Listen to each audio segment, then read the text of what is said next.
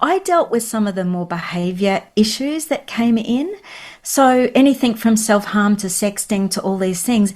And when you sit in the heat of the moment with families when things have gone wrong and we're unraveling these things, you see how important clarity is with these topics. And whenever I'm writing these books, I'm thinking of a parent sitting with their child, and I could be writing on any topic. And really the key is connection and open communication. And that's what we've got to get going. To me, parents are bringing sort of baggage to this conversation. Yes, yes.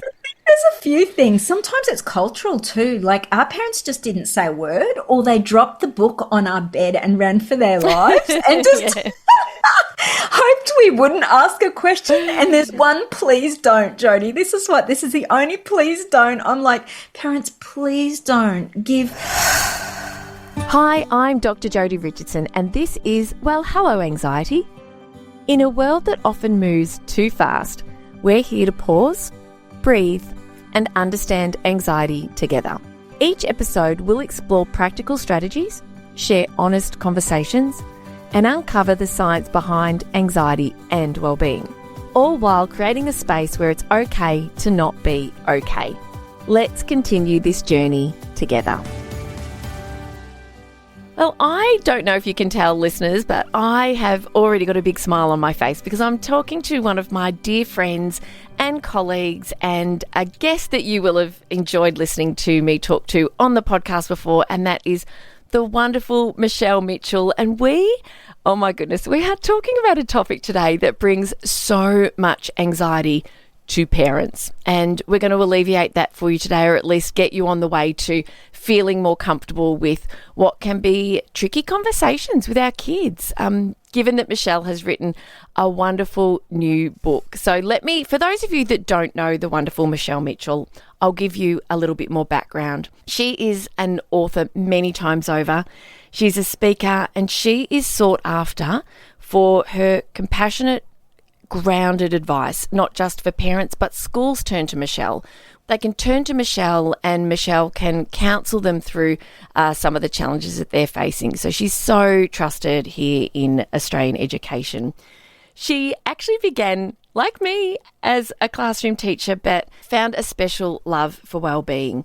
And this amazing woman that I get to talk to today, she's done so much. She actually left teaching to establish a health promotion charity and a psychology clinic. So you can just picture kind of how many spinning plates it took to get that off the ground and really create a space where people could come to seek counselling and psychological services for young people and their families. She has used all of this experience and so much more to deliver her presentations in schools and her programs, her community events. The Resilient Kids Conference is one I've had the pleasure of speaking at. And really at the core of Michelle's work is helping parents to be the trusted leadership presence that our growing kids need. We really need that. Parenting is so hard. I had that parenting is hard conversation just this morning before I left to come to the studio. And so, Michelle, we're so lucky to have you so you can help make this hard job a little bit easier, give us some really trusted insights, some ideas, and of course, tell us about your new book so our listeners know the topic of today's conversation.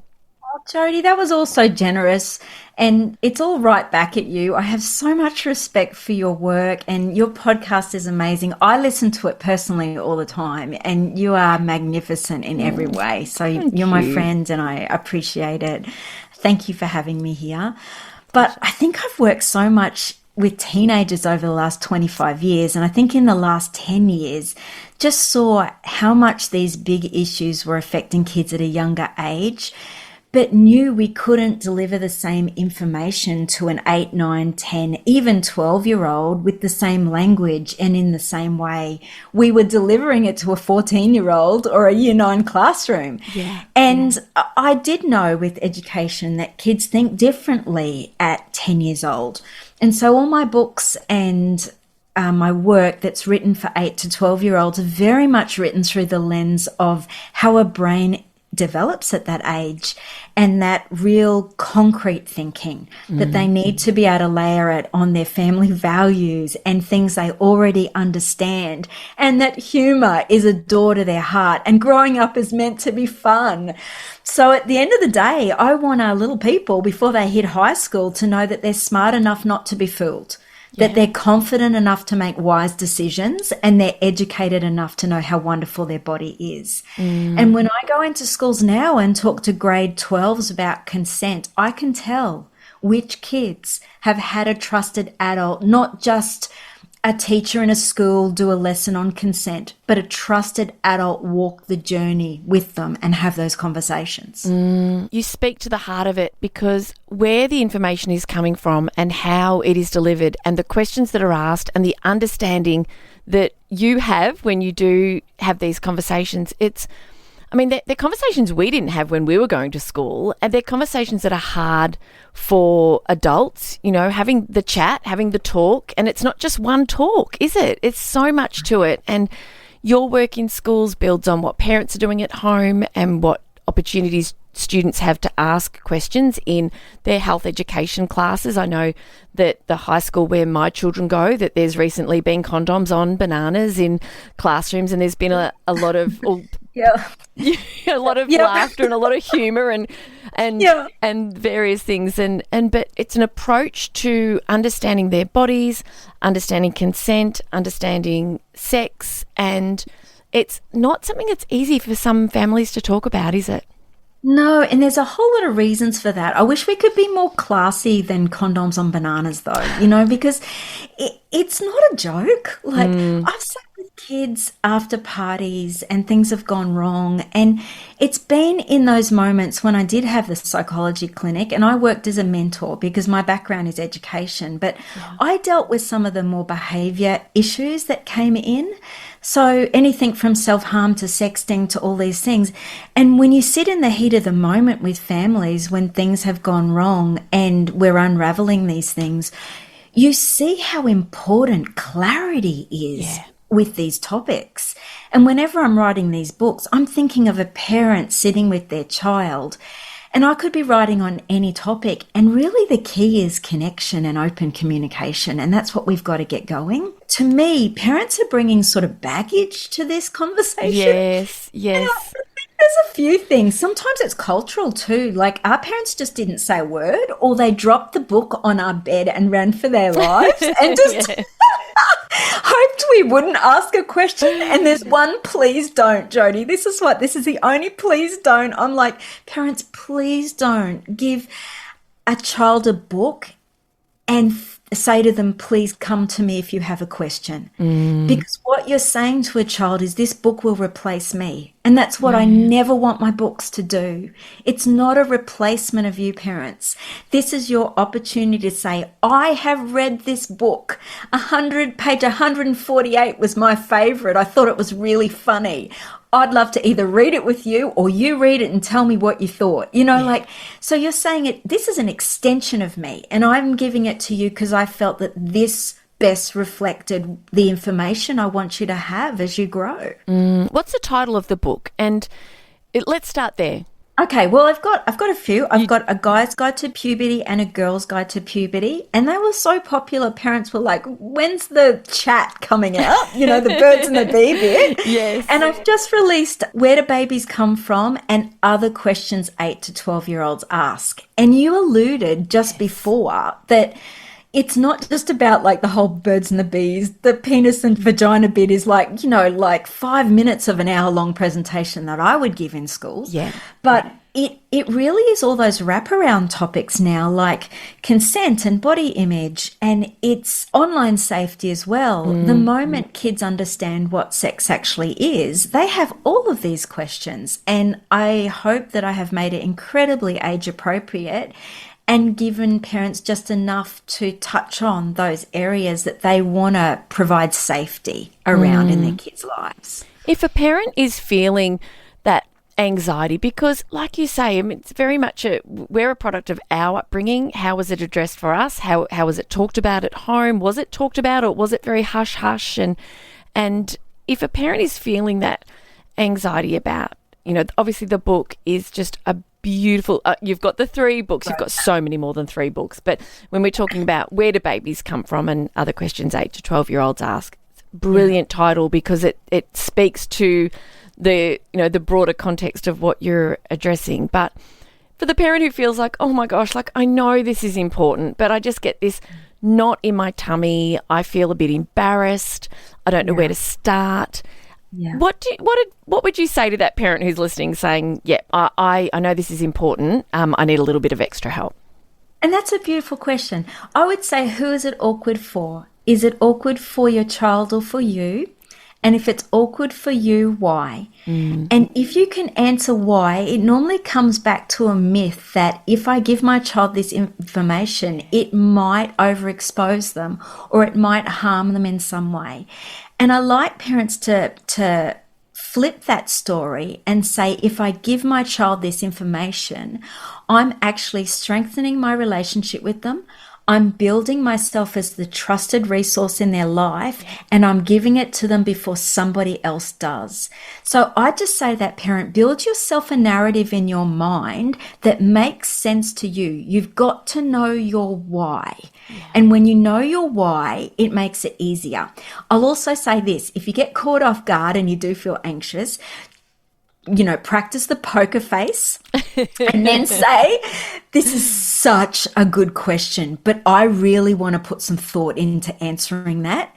And you know what kids are like at this age? They really like to be pumped up a bit. So you go, that's such a good, I really want to put some thought into answering that. But I think we could talk tonight at, let's say, 7:12. We'll meet in your room. You know how they love numbers? 7:12 p.m. Let's meet in your room and I will get the best answer I can for you. They'll be counting down all day for that answer.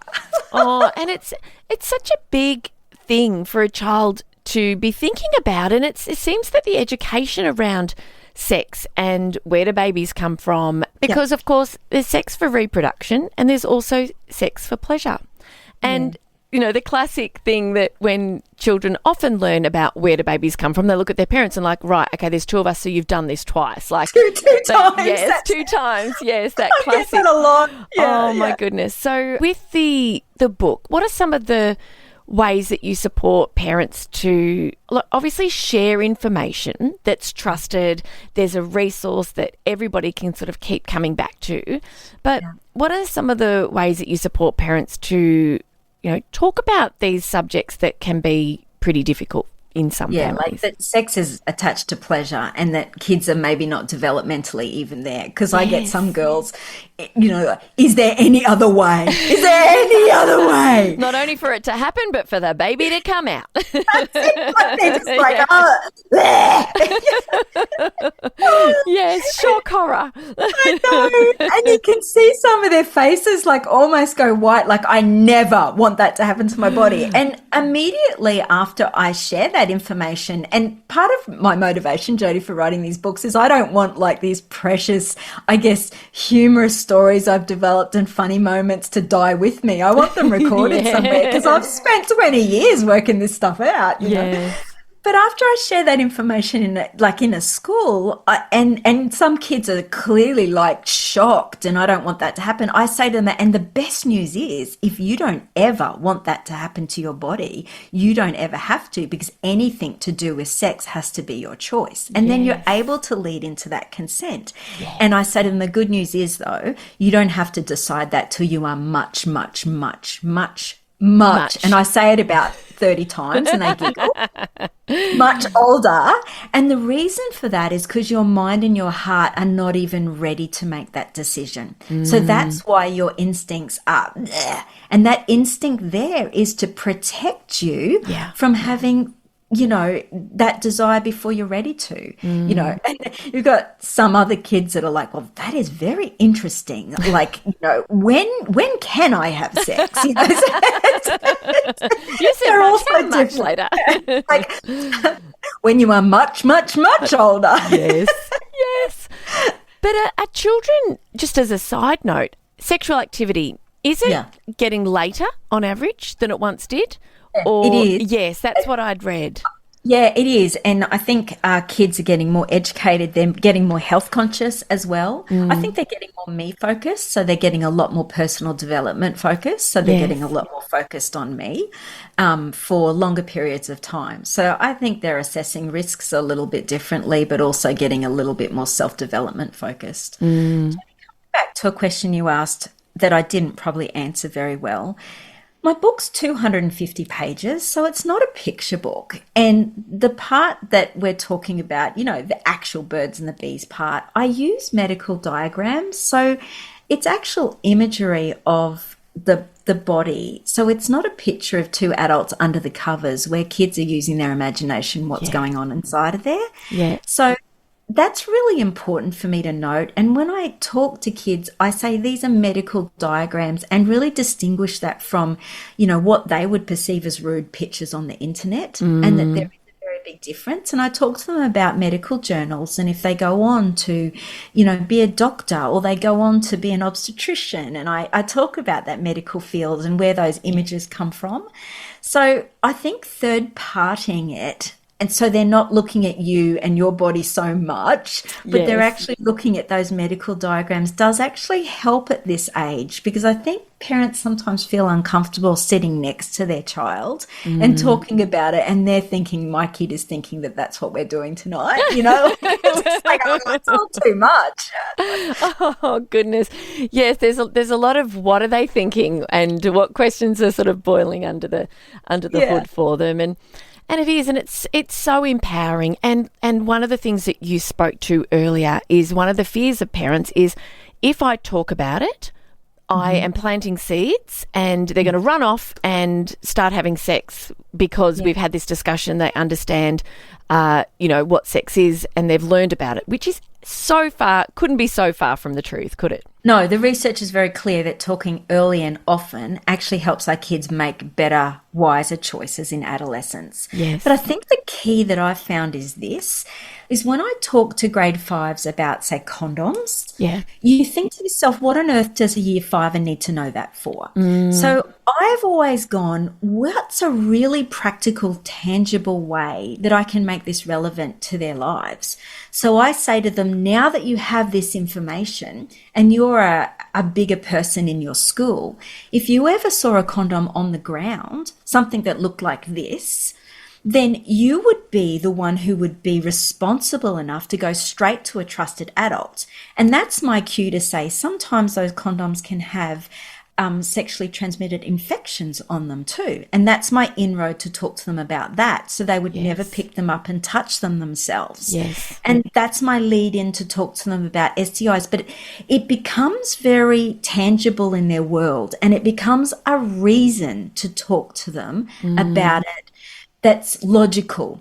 So Yes. I think parents need to realize there can always be a link to their world rather than them actually using a condom. That's not what we're talking about. And it's introducing the idea.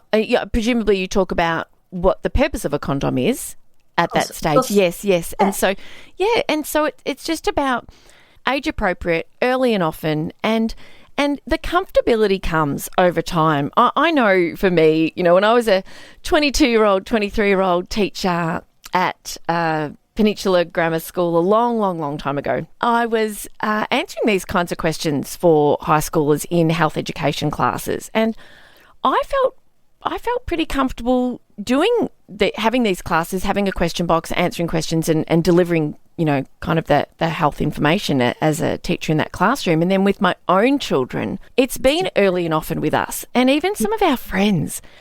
They've just rolled their eyes at me like, oh my gosh, Jodi, like we can't believe you, like sort of a bit shocked at, and age appropriate. Trust me, obviously, I do my homework, but I think I had the comfortability because I'd had the experience of talking about it long before I was a parent.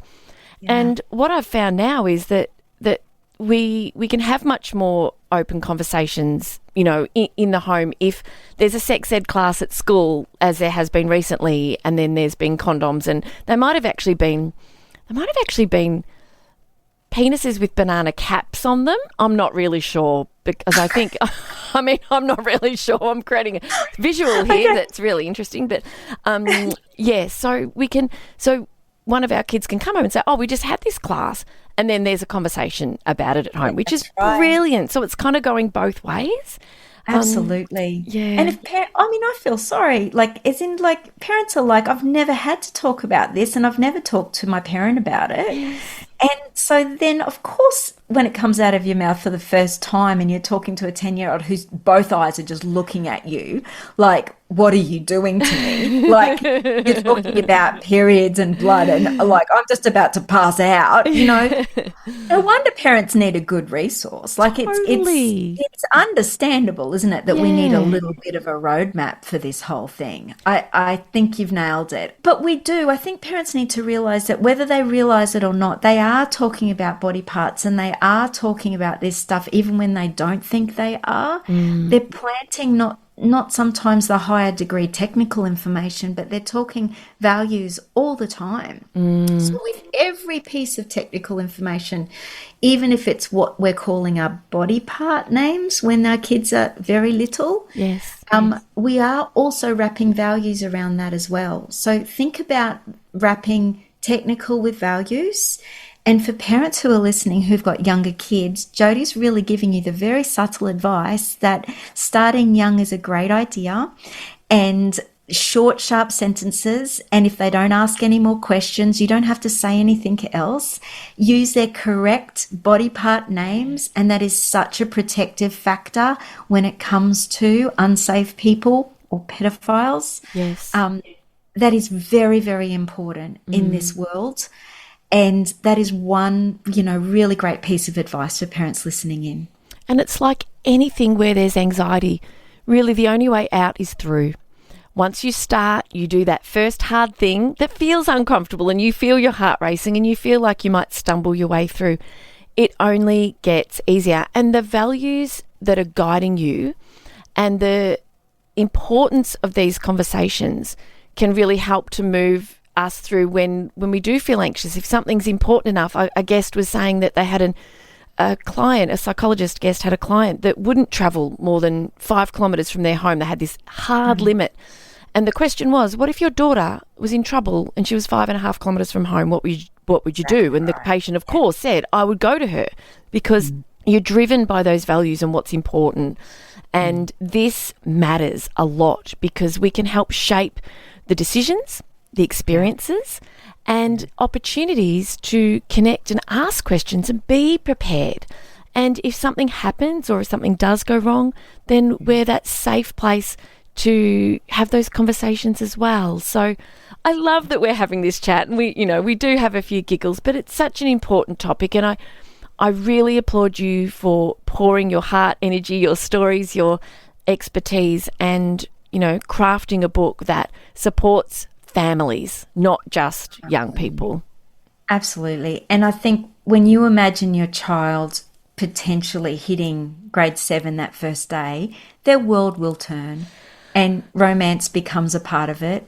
And then when you think of how many years it might be before they become sexually active, that's a wake-up call for parents. Yeah. And if you can start saying to your child at 9, there is nothing you can't ask me, even if it's awkward, embarrassing, I will always feel incredibly honoured to be a part of, the dialogue of your life. You can come to me with any questions. If we can just start that before they hit high school, they can't hear that enough. Yeah, they really can't. They really can't. Oh, so tell me, what are some of the funny stories you've shared that you've got this, all these experiences that you've wanted to capture? Can you share a couple with us? Oh, a couple more, because Jodi, I've got I've got some good ones.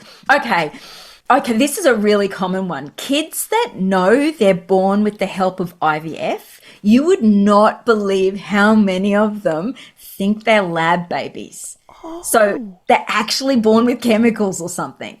So when they see a petri dish and they start to understand what IVF involves and that there was, a medical team and people helping, they actually think they're lab babies. Oh, so that's one. And I just go, the minds, the concrete minds of little kids. Yeah. Another one is, a mum recently wrote to me. She bought the Guy's Guide to Puberty and left it on the bench, and her son came in and saw it, and he goes, "What's this?"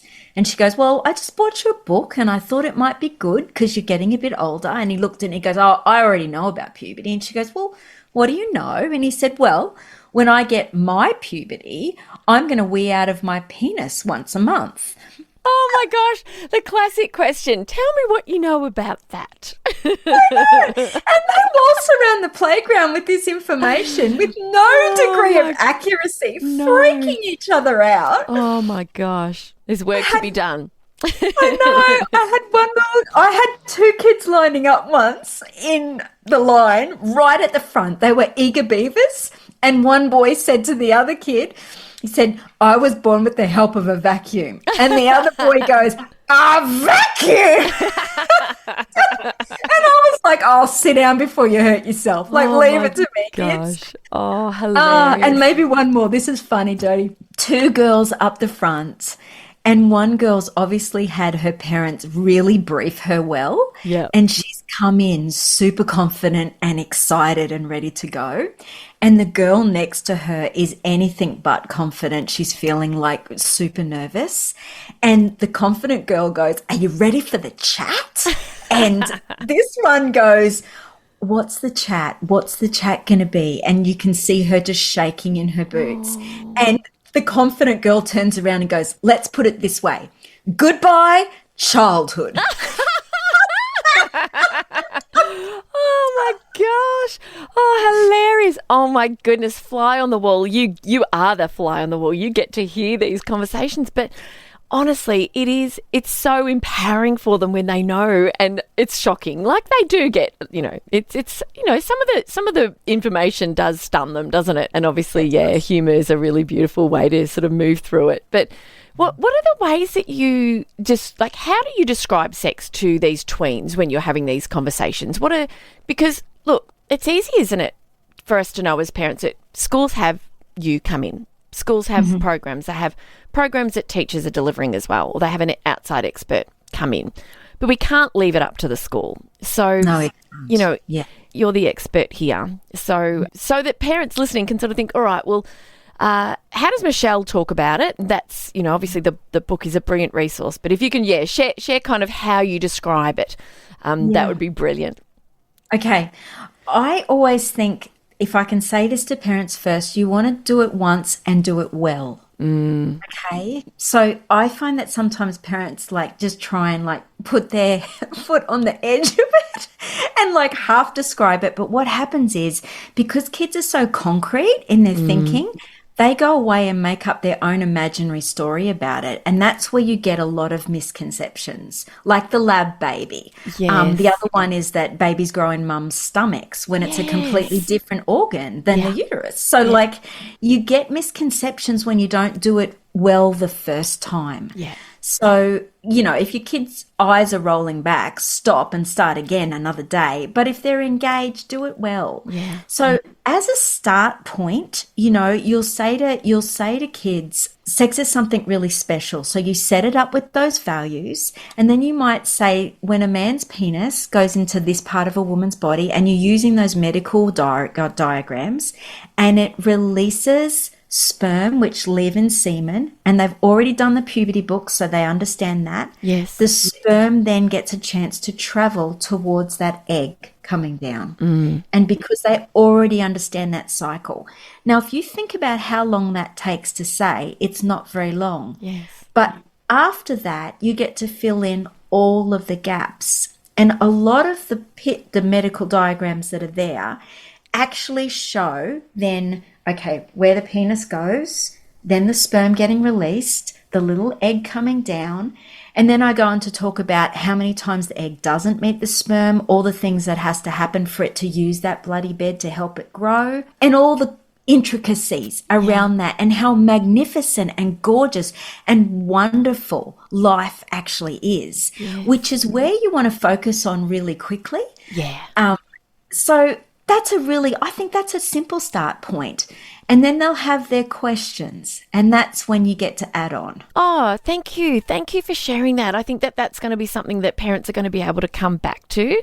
You know, if I didn't, but if, you know, I mean, I'm 51, so if you're of my generation and you did have the talk, sometimes it was about fear-mongering. It was about don't have sex, you can get STIs, you can get pregnant, and all of the things to be afraid of. And you've just kind of flipped that around to talk about it's quite miraculous when we think about reproduction, and you know you'll get the reactions that are, you know, so cute and funny from tweens about, well, how this actually, the mechanics of it all, but the way you have, the way you frame it, it's beautiful, and there's a lot of important information to know, but the way you've delivered that is a really beautiful place for parents to kind of draw from. And as you said, do it once, do it well in the beginning, obviously early and often. We're going to have lots more conversations, but that initial information doesn't take long to explain that, and it can come across in a way that really sets the foundation for other conversations to come.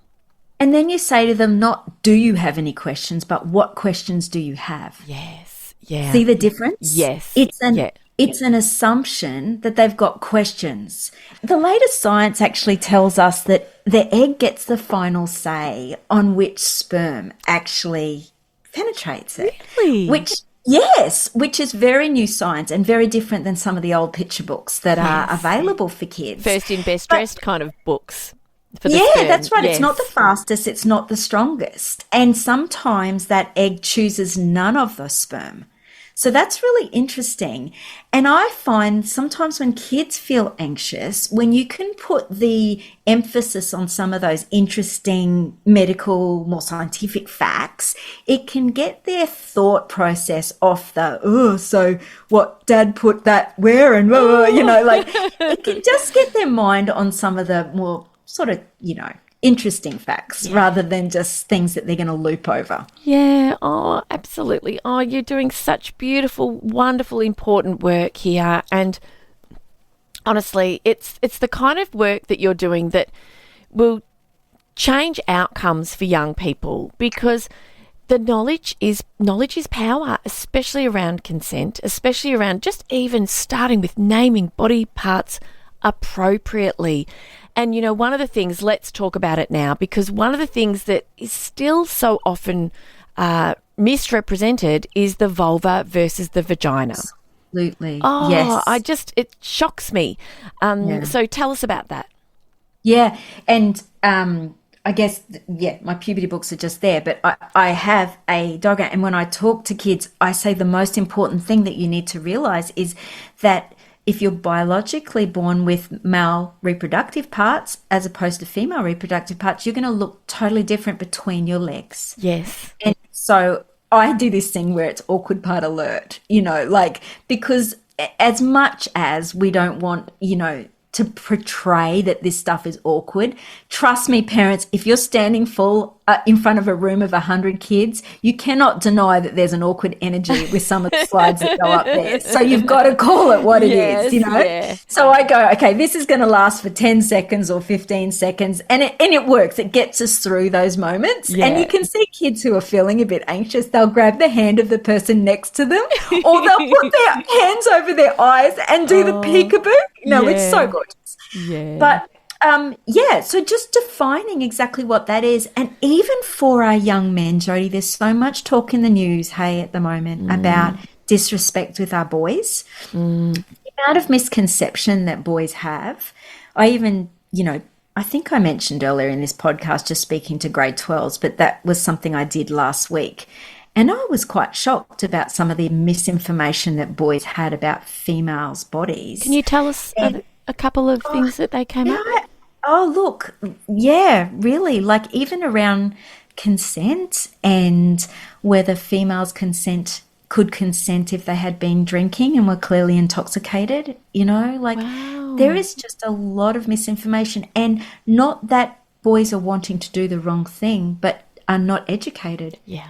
And that's on us. And I was just like, this is on us. There was really good, decent boys in the room that they're like, Miss, I don't understand the lines of this. I'm not sure where I stand with this. Girls, what if girls are asking for me to have sex with them, but they're clearly drunk? Isn't that okay?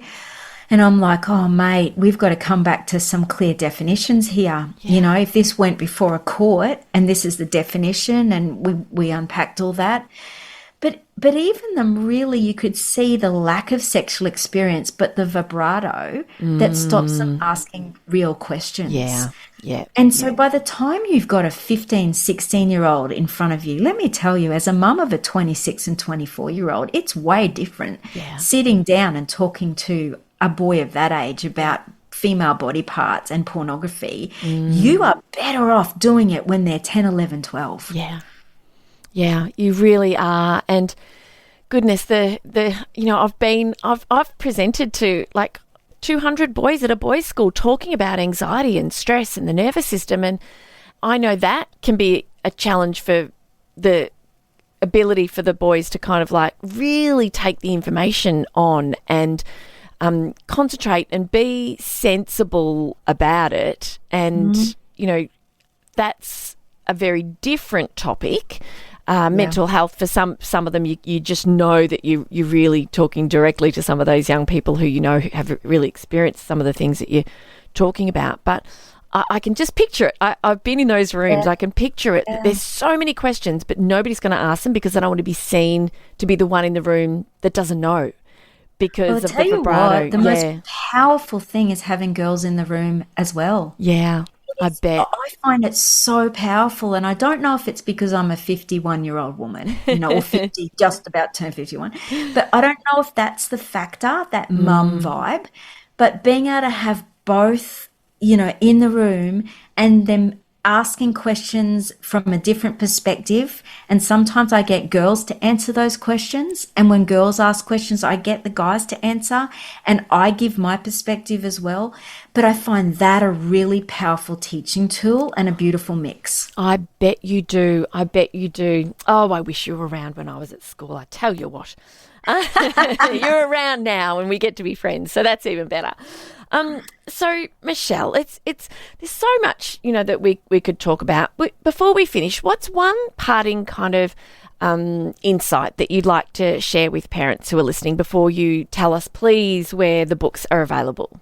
Okay, when your kids are 8 and 9, it's so easy to say yes to things because they're young and you can't see the potential in them being a big risk. Yeah. But you add 2 or 3, 4 years to that and they're in a different stage of development, it can be completely different. And technology is one of the things that I could inject into that scenario. Yes. Sleepovers could be another thing I could inject into that, with parties or whatever it be, whatever it be for families. But I'd just say to parents, if education doesn't come first, kids don't have the language to tell you when things don't go wrong, go wrong. Right, yes. So if you are letting kids on technology and you're not prepared to talk to them about sex, I would just be saying they don't have the language to tell you when things are going to go wrong. So education is so important. Oh, it really is. And you've created something that just paves the way for parents to be able to have these conversations and build their own confidence and use your language and the diagrams. And you really are such a gift. And yeah, I can't thank you enough. I know what it takes to write a book. You are prolific in your writing. I know how much you love it, and I know how much your books are loved. Where can listeners get a copy of one of, obviously you've got the 2 puberty books and the most recent Where Do Babies Come From? But where can they find any of your books, Michelle? All right. All my parenting books are available anywhere. Amazon's all the way from my website, but my children's books are only available on my website, which is michellemitchell.org. And it's MICHELLEMITCHELL. .org. .org. Thank you. I just wanted to get the spelling right. Yes. .org. Beautiful. So you've got that website there. And Michelle, honestly, I was so looking forward to talking with you today. It's such an important topic. The power of these kinds of conversations in our families is long lasting, and it can be tricky. I hope that today that our conversation has made that having those conversations a little bit easier for you as a parent listening. But Michelle, I just want to thank you so very much for your time and just the wonderful work you're doing. We're building memories, Jodi, and thank you for having me. Absolute pleasure. Thank you for sharing this time with me on Well, Hello Anxiety. Remember, understanding anxiety is the first step to managing it. Until next time, be gentle with yourself. Take things one moment at a time. Focus on what you can control and know that you are not alone on this journey. If you found value in today's episode, please share it with someone who might need to hear it too. I'm Dr. Jodi Richardson, and I'll meet you right back here next week.